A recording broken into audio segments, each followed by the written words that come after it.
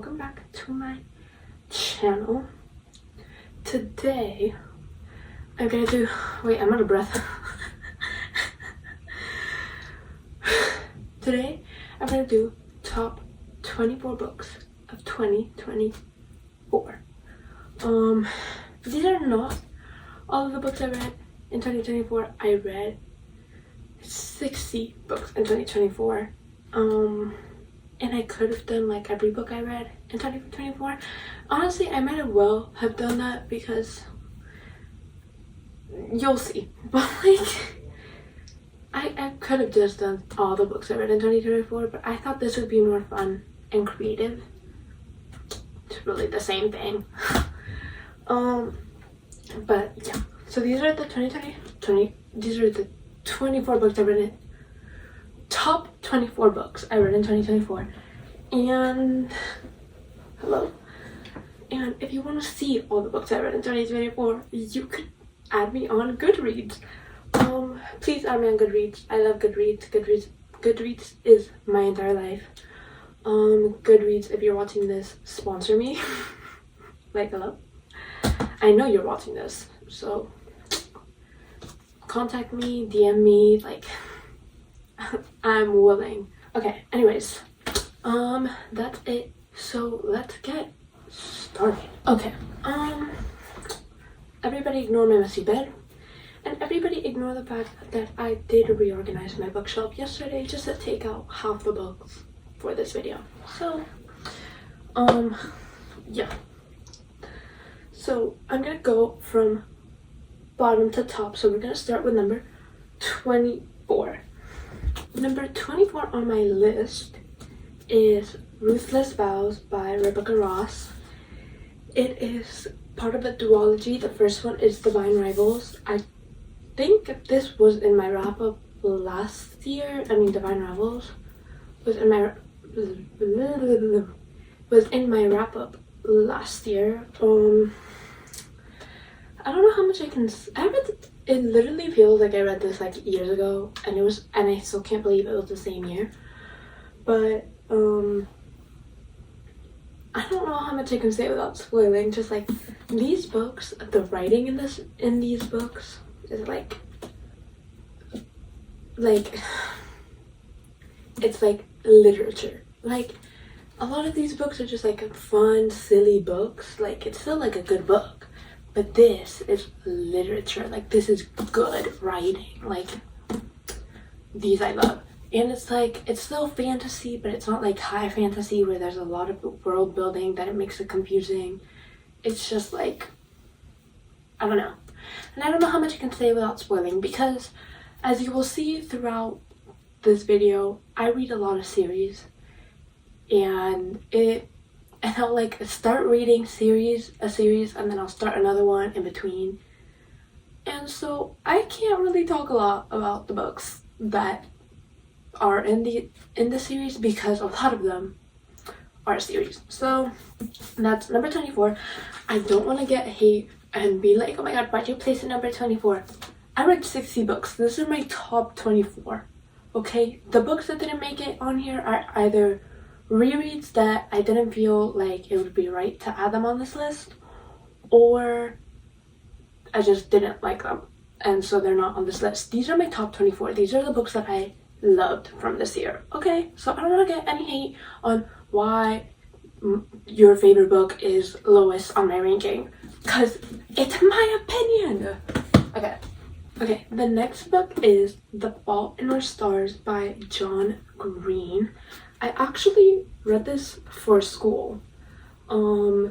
This was a school assignment, and I had like a huge test on this book, and I was like, I'm gonna wait until like he like gave us like months, like a good like month or so to read this book, and I was like, I'm just gonna wait till like the halfway point and like take maybe like a week or two to read it, like a week or two before the test to read it. Girl, I read it in a day. And I sobbed my eyes out, even though I already knew what happened. I hadn't watched the movie, but like, if you know, like you know what happens at the end. So like, I read it in a day, and then I got a B on the test because I read it like 2 weeks before the test, so I didn't remember anything because I was already reading another book after I finished this because I read it in a day. But yeah, this book was so beautiful. It was such an easy read. It is about Hazel and Gus. Hazel has cancer. She has lung cancer, and Gus had cancer. And they like meet at a cancer kids support group, and they fall in love. And it's really sad, and it's heartbreaking, and it's beautiful, and I really liked it. And I haven't been saying the ratings I gave them. I don't remember the ratings I gave them, so I'll try and find the ratings and put them on top of like the book because I don't remember what I gave them. Okay, so the next book I don't have physical. I read it on my Kindle, and it's King of Greed by Anna Huang. It's part of a series. King of Greed is part of a series called King of Sin, and I think there's like 4 or 5 books, and they're all interconnected standalones, and you know, they're like billionaire romances and stuff.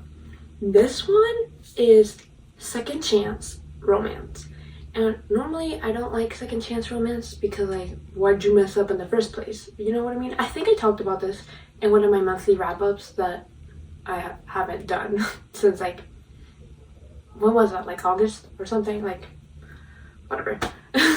I'll try and get better at that, but I think I talked about this book in one of my monthly wrap-ups. It is second chance romance, billionaire romance, and basically they met in college, they got married, they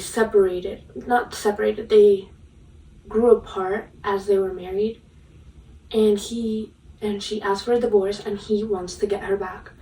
And I don't know what it was about this book, but it made me cry. Like, the way that you could feel her pain, like the main character's pain, at like how heartbroken she was and how she felt so ignored. Like, Tolerated by Taylor Swift, that is her in the first half of the book. Like, oh my god, like she would relate to that song so hard. I was literally heartbroken for her, and I don't know why. Like, it's not like this wasn't meant to be like a cry book, but I cried. Like, I don't know, but I really loved it, and it was my favorite, and it's my favorite one from the series so far. Like, there's like another 2 after this one, and it's still my favorite so far. I don't know, I really liked it. And then the way he like realized what he lost and like immediately started working to get her back because he didn't realize that he was losing her at the time. Like, oh my god, I can't. Like, it was so good. Like, I actually really, really like that book.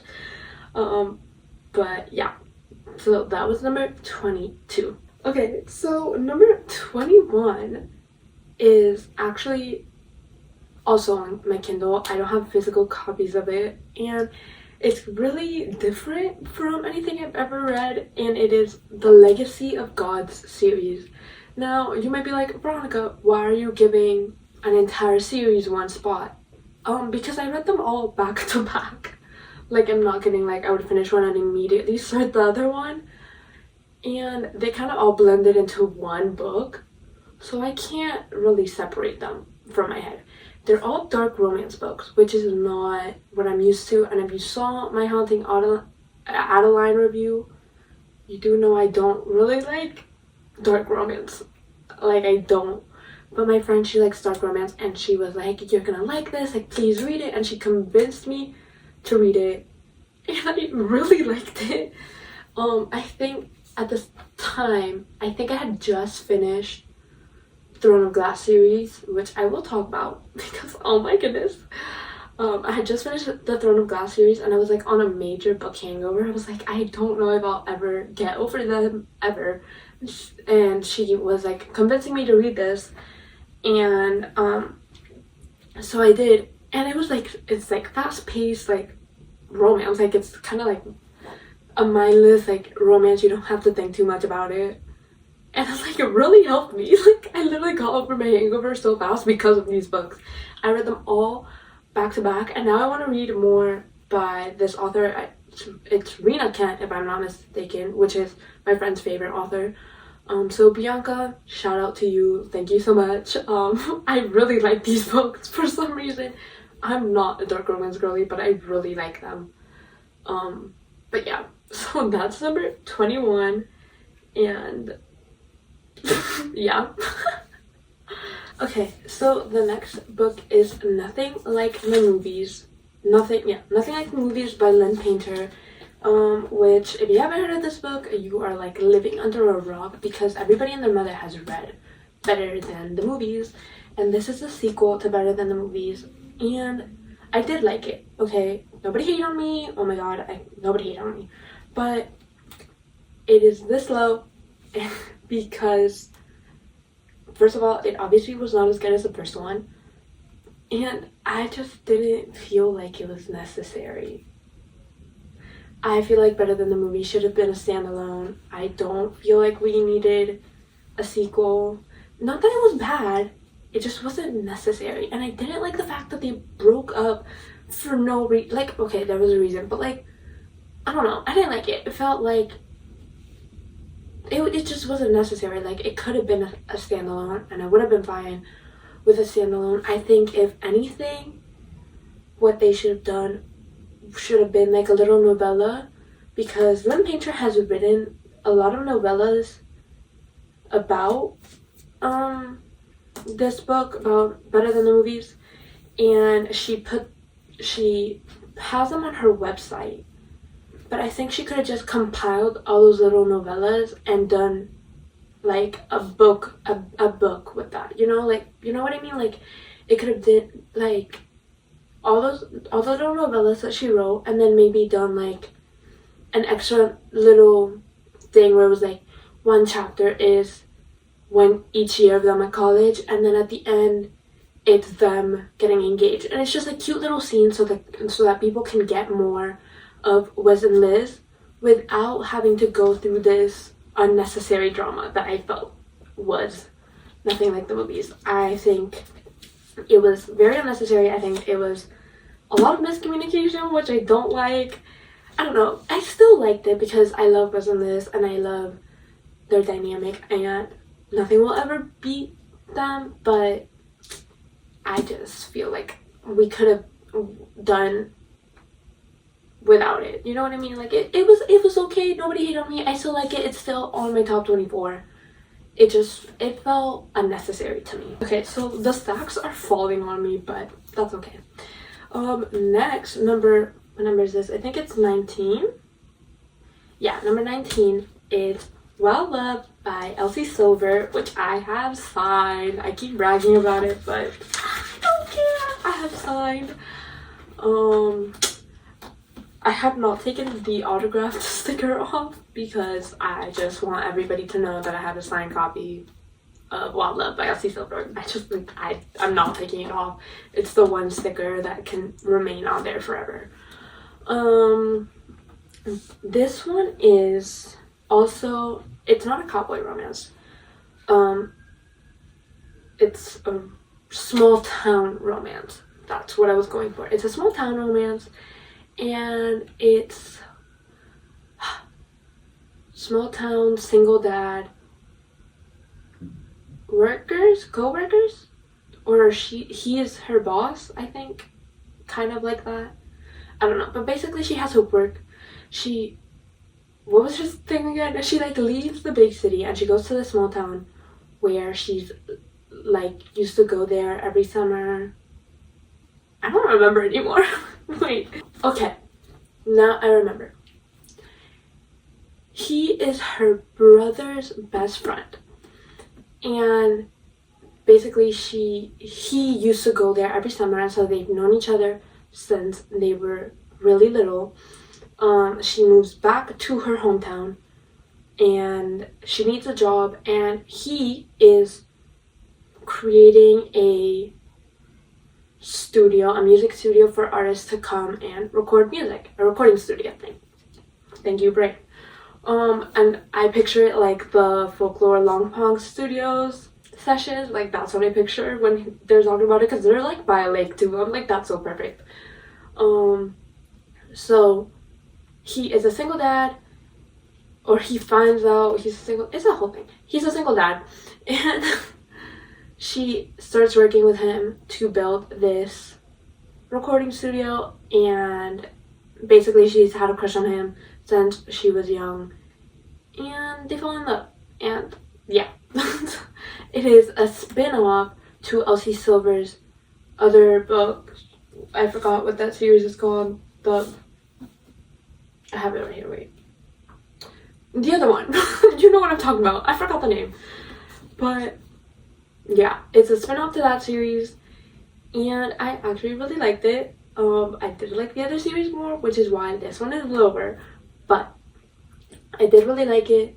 I like the romance. Elsie Silver writes Your Name like no other, because that man was obsessed with her. And yeah, I really like them. And I don't remember much. Don't hate me. I don't remember much. I read it so long ago now. It's kind of crazy. Okay, so now I'm gonna do 18, 17, and that's actually wrong. Wait. 18, 17, and 16 together. So this is Chestnut Springs. That's the name. Okay. This is Chestnut Springs series by Elsie Silver. This is the second, third, and fourth book. I still haven't read the fifth one. I'm gonna get to it. Don't hate me. These are interconnected standalones. They're all cowboy romance. Powerless. No, wait. Okay. Heartless is she's his kid's nanny, and he works on a farm.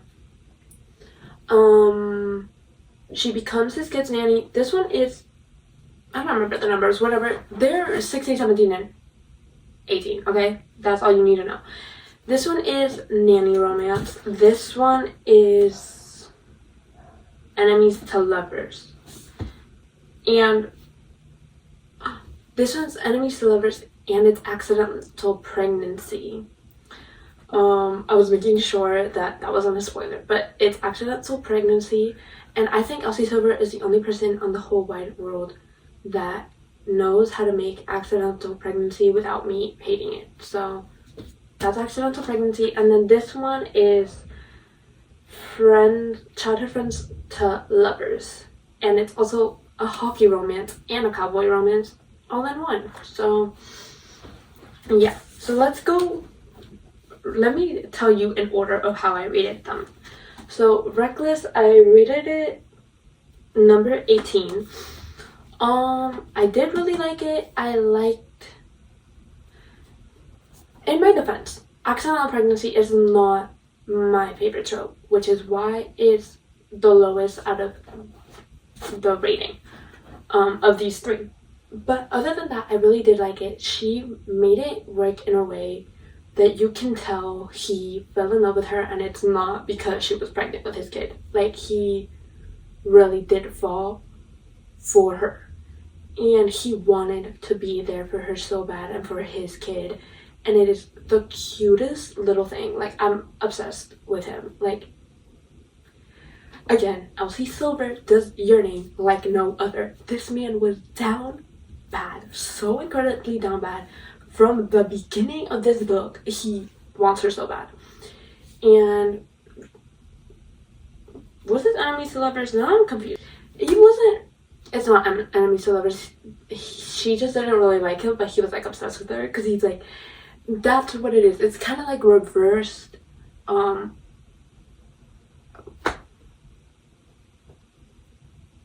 It's reverse Grumpy Sunshine. That's the trope. It's reverse Grumpy Sunshine, not enemies to lovers. And she goes through something, and he knows how to love her so right that it's like, I literally can't. I'm like obsessed. I love all Elsie Silver's men. I adore them.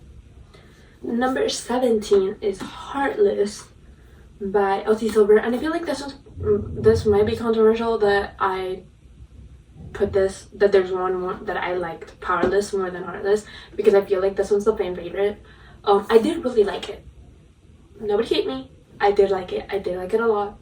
It's my second favorite so far, because I still haven't read the last one. It's my second favorite so far. I really did like it. It's nanny romance, and Cade Eden, oh my god, I adore him. I adore him. He's so, I can't even talk about it. Like, I love him. It's Grumpy Sunshine also.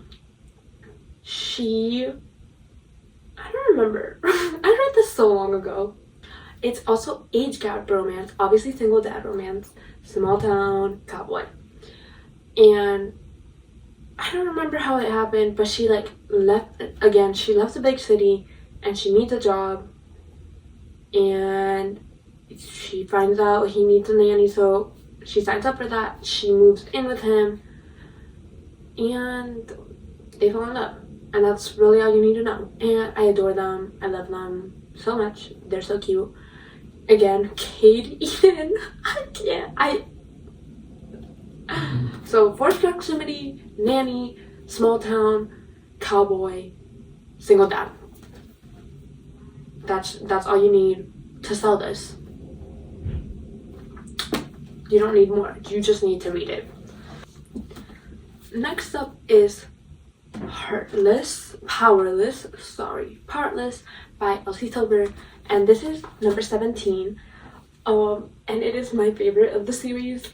And okay, now I think Cade is my favorite guy of the series, but Powerless is my favorite book of the series. Does that make sense? Yeah. So this one is childhood best friends to lovers, hockey cowboy romance, because he's a hockey player but he's also a cowboy. Like, hello. I love him. So she gets engaged and he is basically like, don't do it, and she's like, all right. And basically she is a runaway bride, and they go back to the small town, her and her childhood best friend, and he basically like helps her move on from her ex-fiance. And that's all I remember. But I remember I really liked it. I really liked this book. I can't remember much else. I do remember. I don't remember anything at all, actually. Actually, I don't remember anything ever at all. I just know I really liked it, and that's all you need to know. Okay, next is number 15, which is Reckless by Lauren Roberts. I think I talked about this a little bit in a vlog that I was doing. I was reading this while I was filming a vlog. I can't say much because it is the sequel to Powerless, and I don't want to spoil that. But for other people that have read it, they know it's just it's not as good as the first one. There was not more world building. I don't know how to describe it without spoiling it. But basically, not a lot happens. I guess it's like a filler book. That's what it is. It's a filler book. So not too much happens. They kind of expand on the romance a little bit, which I really did like. But yeah, not a lot happens. The ending goes crazy. Ending goes insane. So that's all I can really say without spoiling this book. Okay. Next, I read Bride. Not next. Number 14 is Bride by Ali Hazelwood, which I think I did in fact read in the same reading vlog as Reckless. Bride by Ali Hazelwood. What can I say about this book? Oh my god. Okay. This was Ali Hazelwood's first fantasy book. I think this is considered fantasy. I'm not too sure.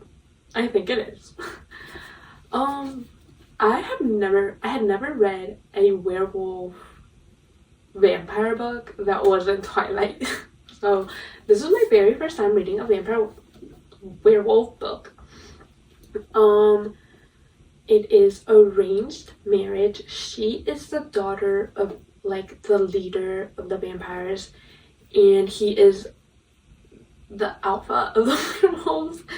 And basically they get married to create like a peace treaty so that there's no war between the vampires and the werewolves. And there's a little bit of mystery. I don't know if it's in the back. Okay, so that's a spoiler, so I actually can't say it, but there's a little bit of a mystery that goes on. I really enjoyed this book. It was a really easy, fun read. I don't know, I really liked it. It was really fun. Yeah, that's really it. It was like that's all you really need to know. I really liked it. I think there's gonna be a second one.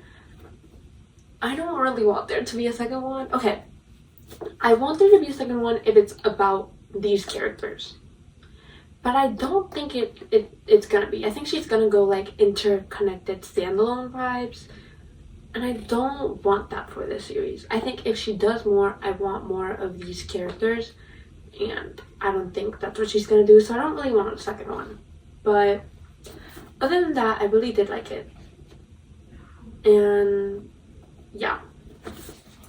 Okay.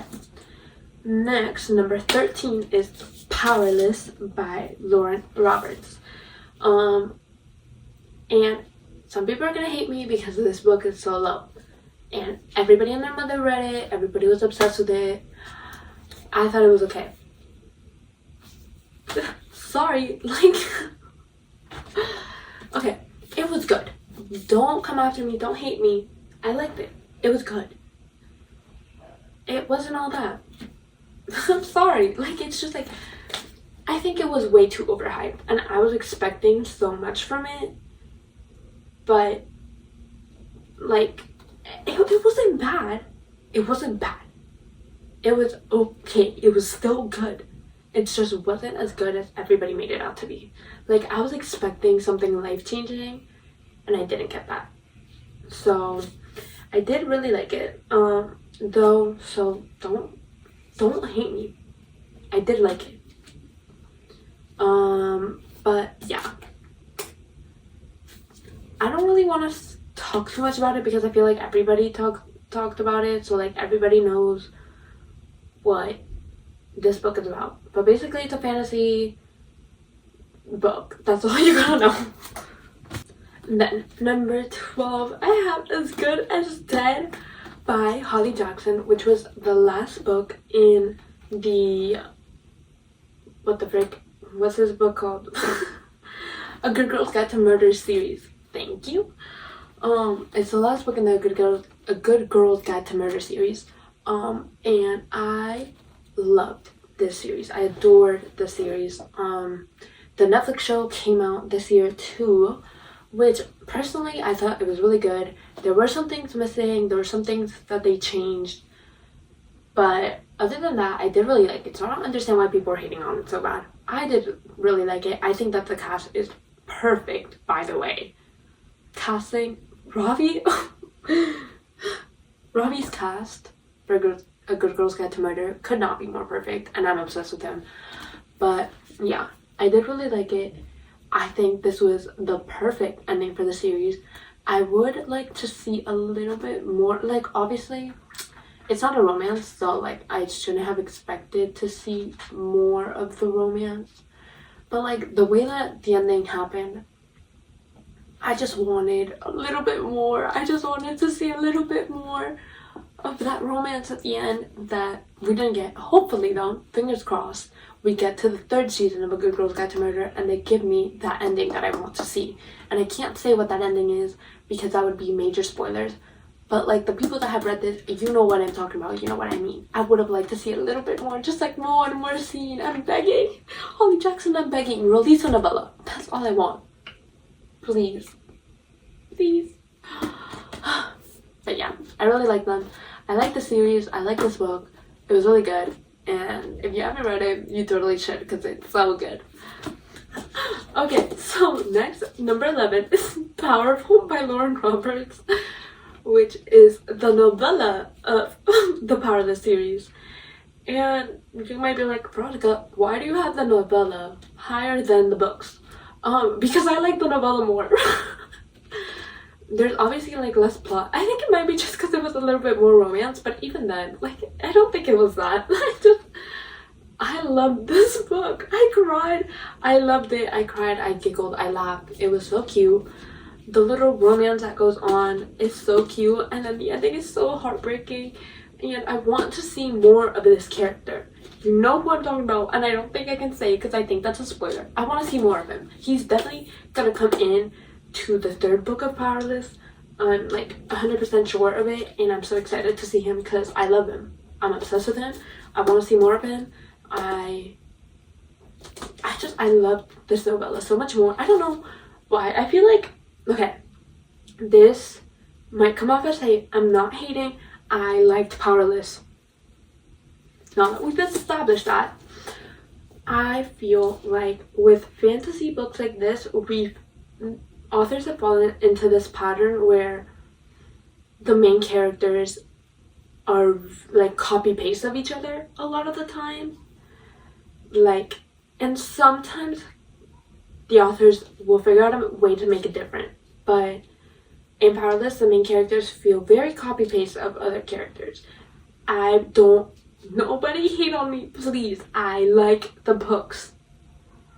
But the main characters just feel like I've read them over and over again.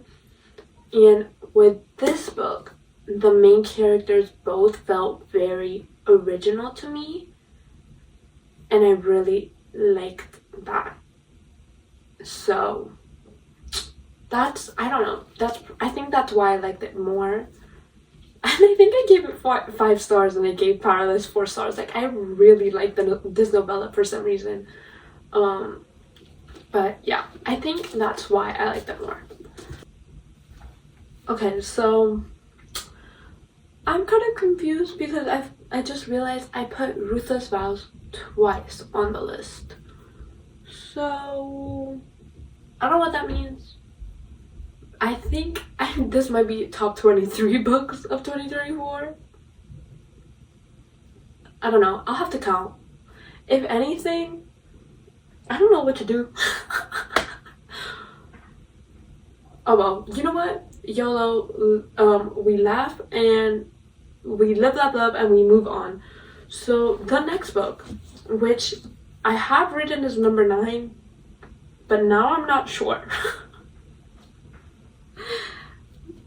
Oh my god, guys, what did I do? Why do I have Ruthless Vows twice?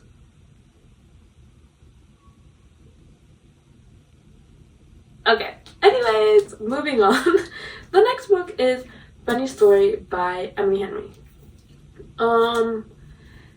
Wait, I'm not over that. Oh my god, okay. You know what? Let's just pretend that there's 24 books in this video. I feel like there might end up being 23. If anything, I'll do an honorable mention, and that can be number 24. So, Funny Story by Emily Henry, which again, gotta brag, it's signed. And if you know me, Emily Henry is my favorite author. Some people might disagree with me, but I think that she is the Jane Austen of our time. I said it. Okay? I said it. Because if you haven't read Emily Henry, what are you doing? Where have you been? Like, stop denying that you don't like her books, because you do. Like, everybody likes these books. Like, nobody can convince me otherwise. How do you not like Emily Henry? I really loved Funny Story. I love everything she does. The characters, she has such a special way of making the characters feel so real and so human. Like, I feel like I know them. Like, hello? I feel like I know them. And with this book specifically, they both felt really real to me. I don't know why. I don't know what she did different with this one. They both felt so realistic to me. I just felt like I personally knew them. And I can't get over it. Let me read you the description because I think it's kind of complicated to describe. Okay, so never mind because the description is really long. So we'll just live it out. So basically, you have the two main characters. Let me remember their name. Okay, so you have Daphne and Miles. Daphne is engaged. She has a fiance. Her fiance cheats on her with his childhood best friend. His childhood best friend also has a boyfriend, Miles. Daphne and Miles find out that their significant other has cheated on them, and they're like, okay, so what do we do now? And they decide to move in together because they both lived with their significant other, and now obviously they've broken up with that person because they got cheated on, so now they're living together. So that's the book description. And they end up kind of fake dating for a little bit to make their exes jealous. That is very, very complicated story to tell, but it didn't feel like that at all. I really, really like these books. I loved them. They felt like real people. Like, it was just like, I don't know. I love everything Emily Henry does. Like, I have posters of her books on my wall. Like, I adore her. I adore this book. Okay, number 8, we have People We Meet on Vacation. This was the last Emily Henry book that I was missing to read. I have now read and I now own every single Emily Henry book. My Emily Henry shrine is complete. So as established, I adore her. I love her. I adore every single thing she's ever written. I think that people least like this book by her. This one or Book Lovers are the two like least liked from what I've seen and what I've heard. I completely disagree with all of those statements. I love every single book. I don't think that there's a single book of hers that I haven't loved and adored.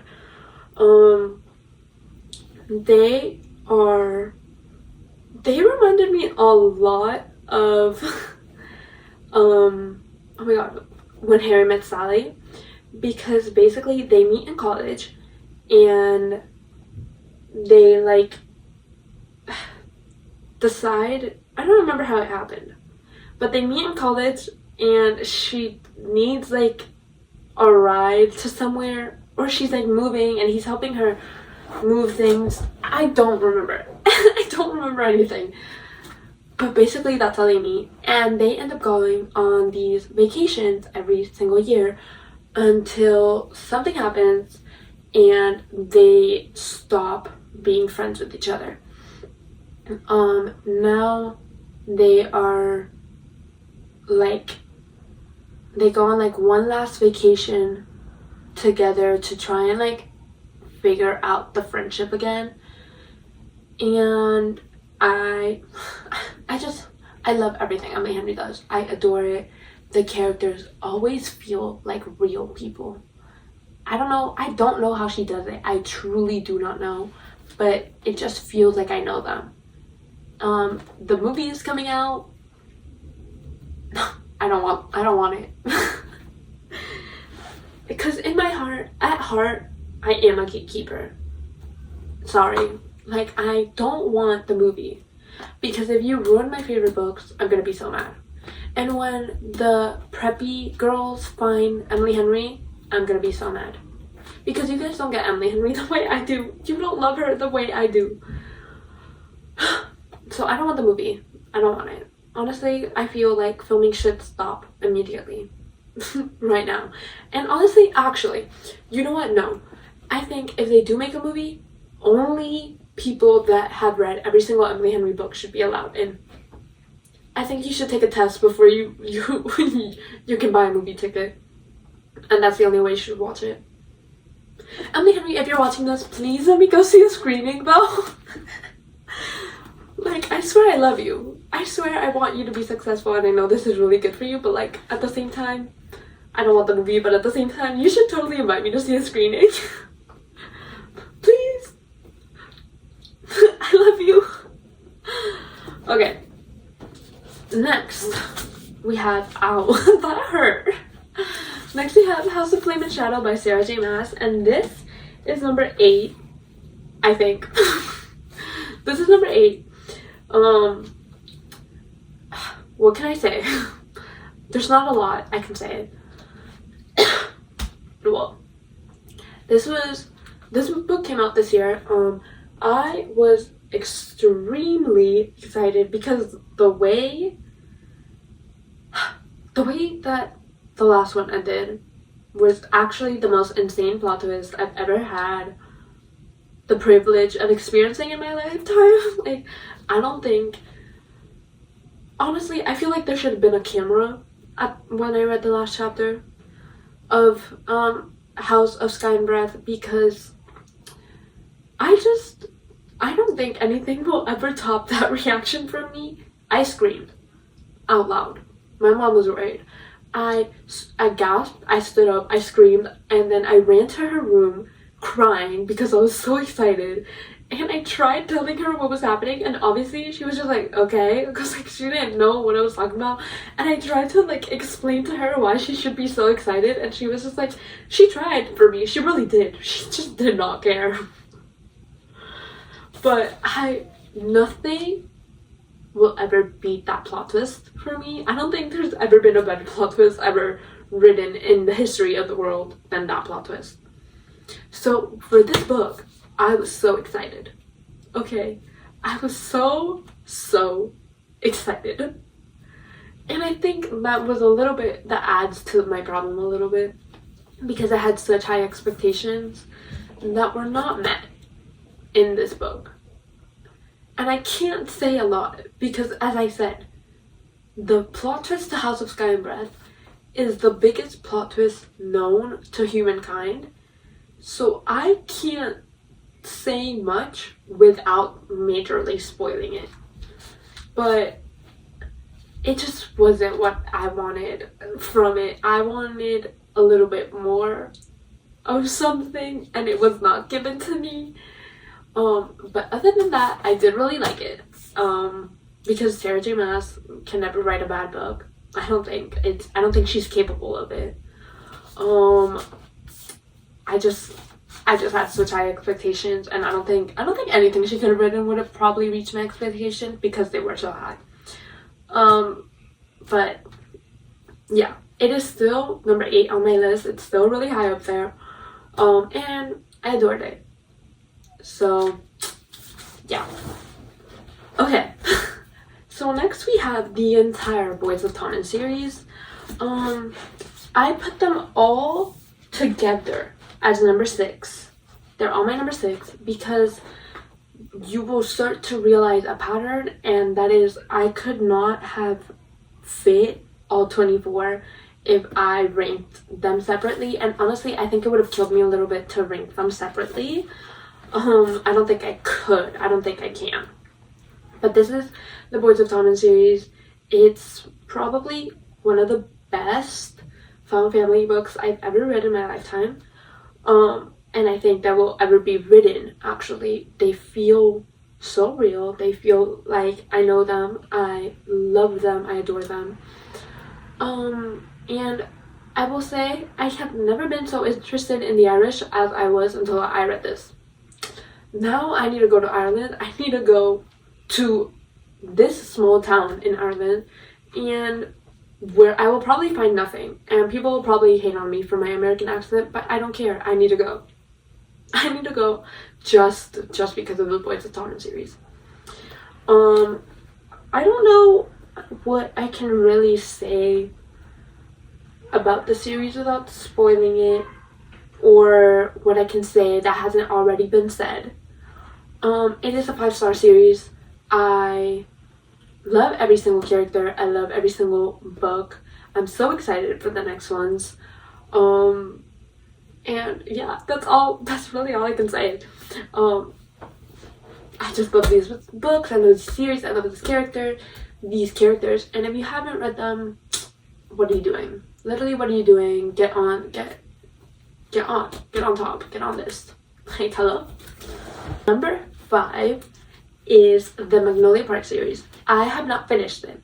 I am still missing Into the Dark by Jessa Hastings. I'm still missing the last one in the series. But even so, I still put it as my number 5. It is still super high up here because I'm not exaggerating when I say I think about these characters every single day of my life. Like, I know that sounds crazy. I know that sounds like I'm exaggerating. I'm not. That's literally, I'm being dead serious. I think about these characters every single day of my life. Because something will always manage to remind me of them. Something, anything can remind me of them. I'm not kidding. I think about them all the time, every day. I love this series.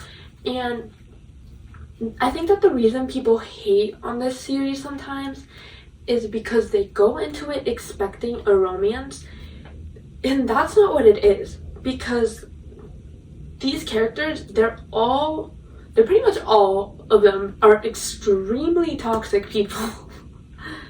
They all have toxic tendencies. They're all toxic.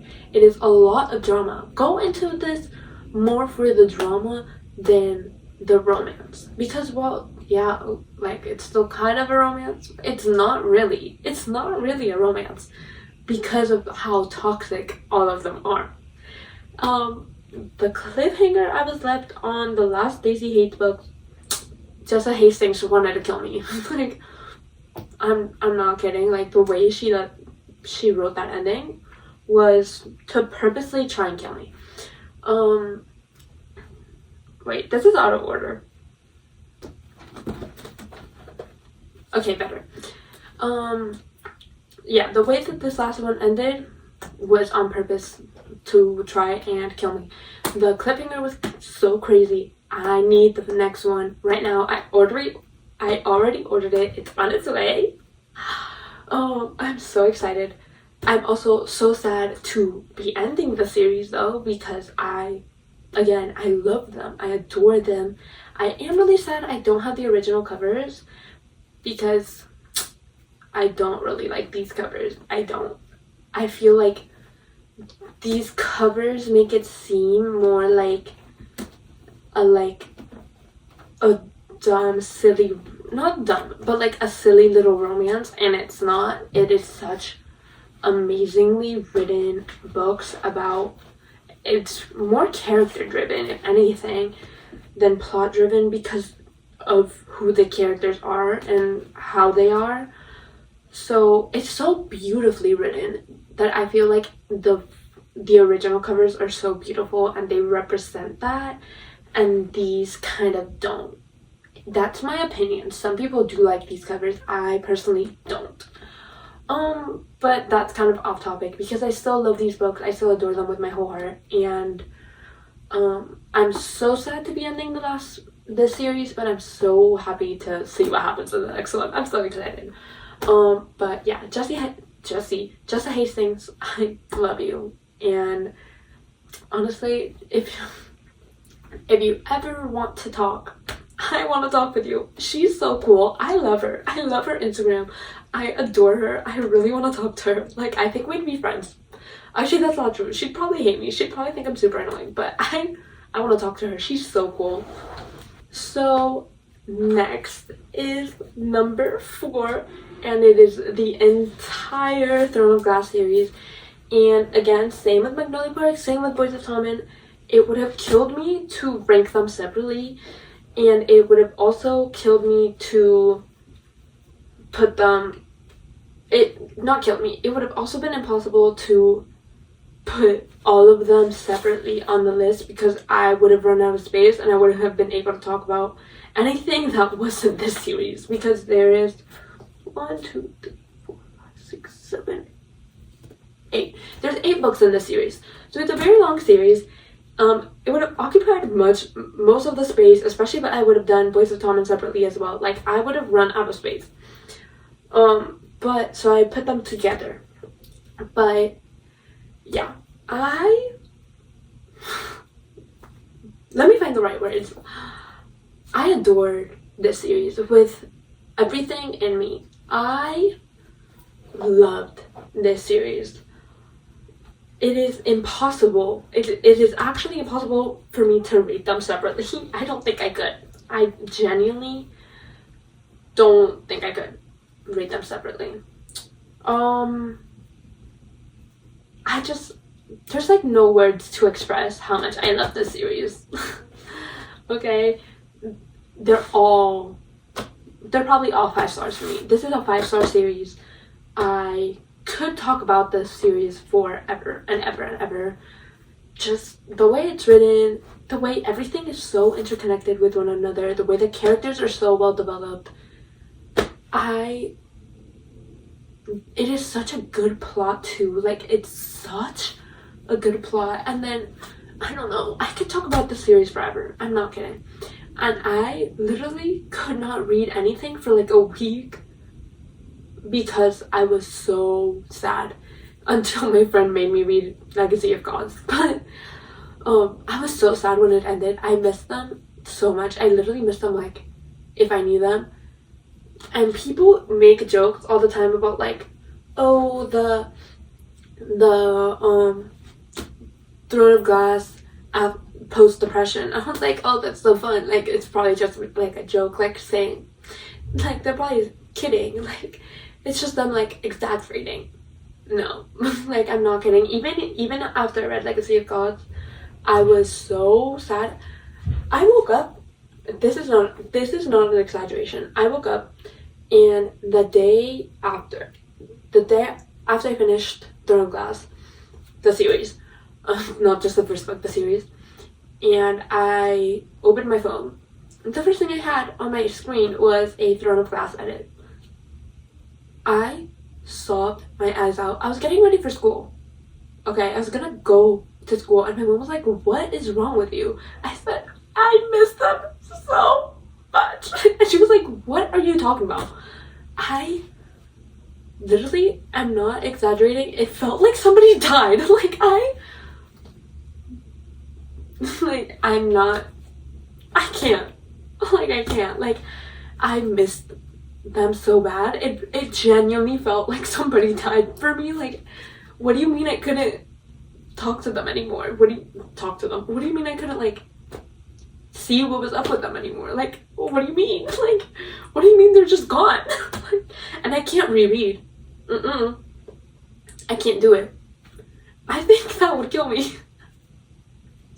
Like, if that was me after I read it once, imagine what's gonna happen to me after I reread it.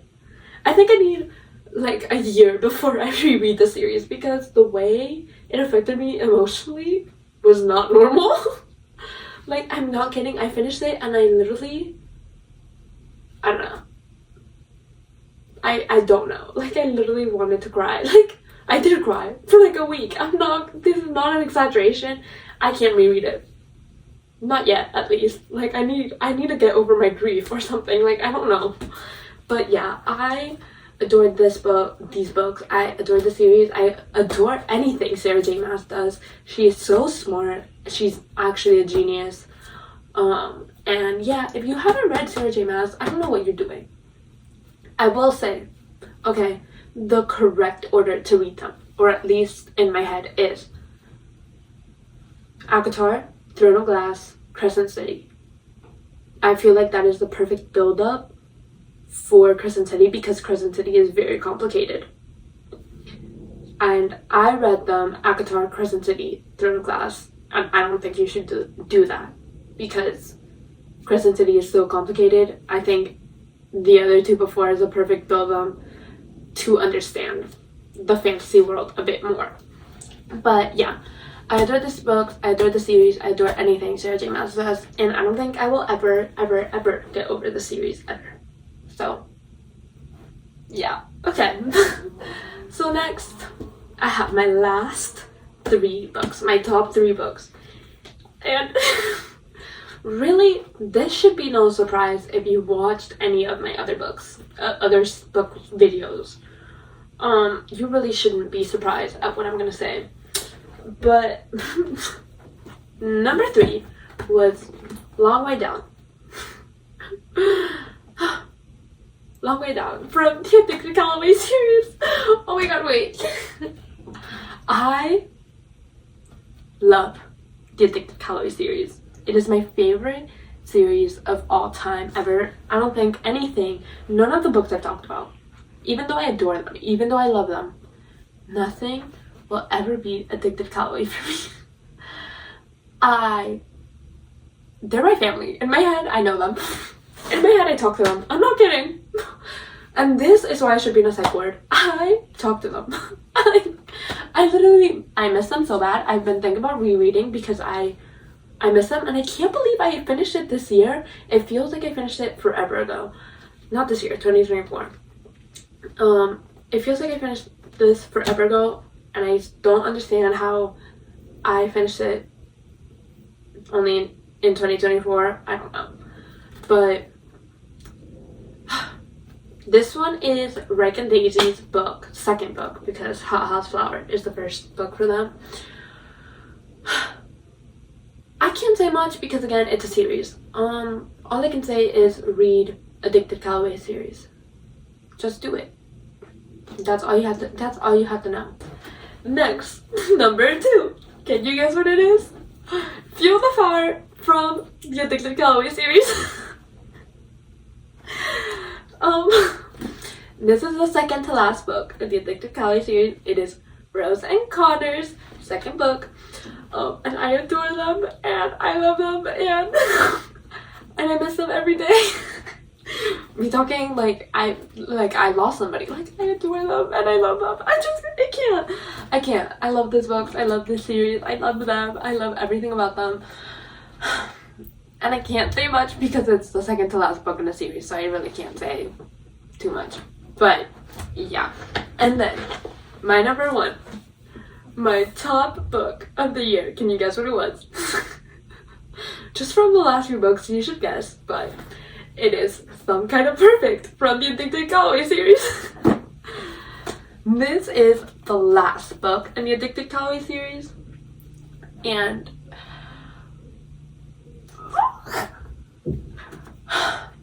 I literally can't. There's like no words.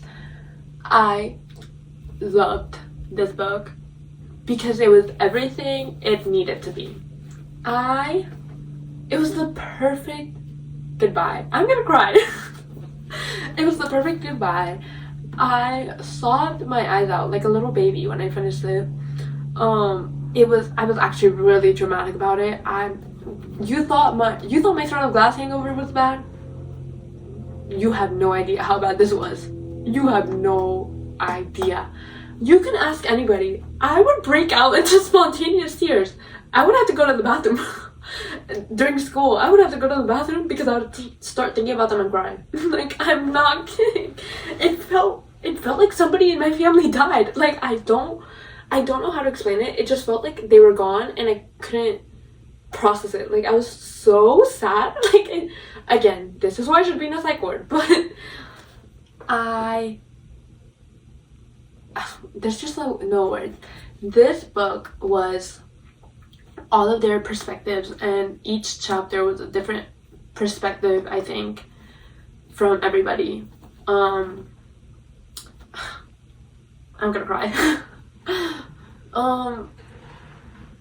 Wait, I might actually start crying, but every single chapter was a book in their perspective. There wasn't really like a plot to follow along. It was just them throughout the years, as they basically grew up and grew their family, and it was everything it needed to be. It felt like a perfect goodbye. And obviously, because I'm freaking crazy, I read the reviews, and I saw, for some reason, I decided to read the 1-star reviews. And I got mad. I remember I was like, why would you rate it 1 star? But I read one comment that kind of made sense. And if you didn't love the series the way I love the series, this would probably be boring. Because there was no plot. It was just you following them throughout the years. So if you didn't love and adore the characters, you wouldn't like this book. But to me, the way I loved them and I adored them and they felt like I knew them, to me, this was the most perfect way to say goodbye to them.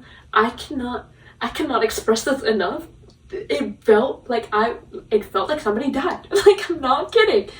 So this was the perfect way to say goodbye. Like, it was like, I'm crazy, okay? Like, as we've established, I'm insane. I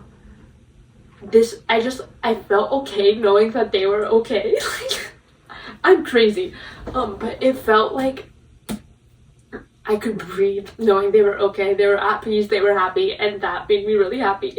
I could cry. I love them. If you get anything from this book, is you should read the Addicted Callaway series. Like, that's all you need to know. But at the same time, don't, because they're my babies, and if you don't like them, I can't hear it. Don't tell me. If you don't like them, you lie to me. But yeah, I love the Addicted Callaway series. I've seen people saying that they want a show or a movie. I feel like I could see it being a show. I could. Because there's some books that in my head I can't see being a show.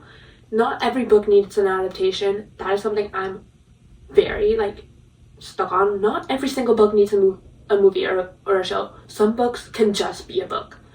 This I could see being a book or a movie, but if it's not done right, I'm gonna be mad.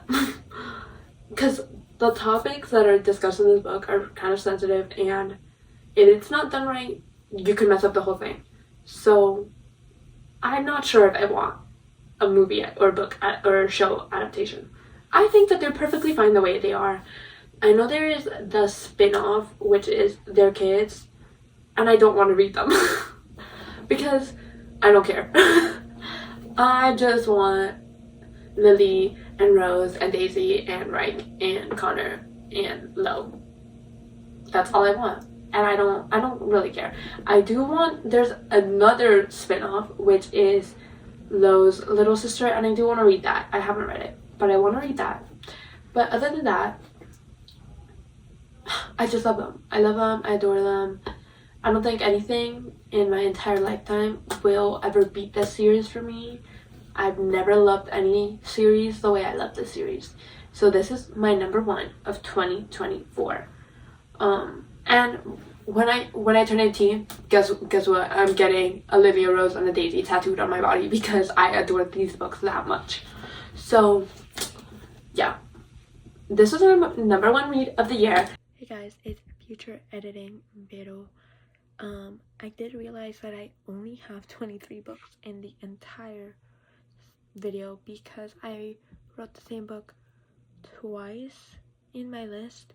So this is me here to tell you that my honorary mention / number 24 is going to be The Deal by Elle Kennedy.